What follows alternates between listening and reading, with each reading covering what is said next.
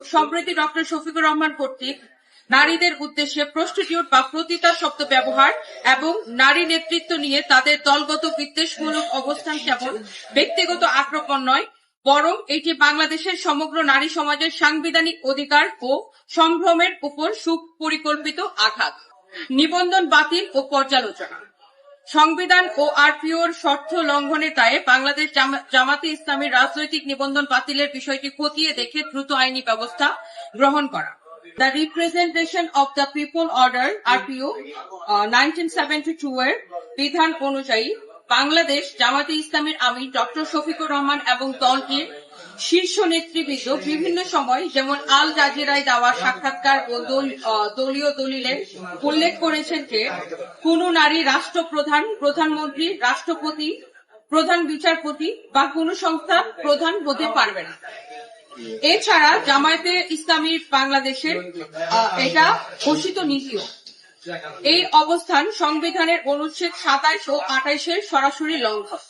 RPO অনুযায়ী কোন দল যদি সংবিধানের মৌলিক কাঠামোর লিঙ্গ সমতা বিরুদ্ধে অবস্থান নেয় তবে সে রাজনৈতিক দলের নিবন্ধন বাতিলযোগ্য।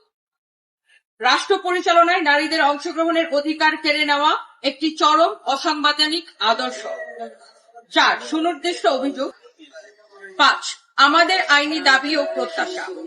নারী সম্মান ও সাংবিধানিক অধিকার কোন রাজনৈতিক আপোষের বিষয় হতে পারে না। এমত অবস্থায় আমরা নিম্নোক্ত দাবিগুলো উত্থাপন করছি। আইনগত ব্যবস্থা। ডক্টর শফিকুর রহমানের অবমাননাকর মন্তব্যের জন্য প্রচলিত ফৌজদারি ও সাইবার আইনে দ্রুত বিচার নিশ্চিত করা।